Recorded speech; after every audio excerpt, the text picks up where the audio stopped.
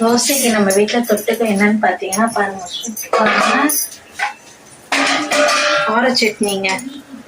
நல்லா உளுந்து கடலைப்பருப்பு இதெல்லாம் வச்சு அரைச்சேன். நானே எல்லாம் சாப்பிடலன்னு யாருமே சாப்பிடல, அப்படியே தான் இருக்கு. எப்பயும் போலதான் வெங்காயம் தக்காளி, அது கூட கொஞ்சோண்டு உளுந்தும் கடலைப்பருப்பும் ஃபர்ஸ்ட் எண்ணெயிலே நல்லா வறுத்துக்கிட்டு வெங்காயம், பட்டை மிளகா, பூண்டு, தக்காளி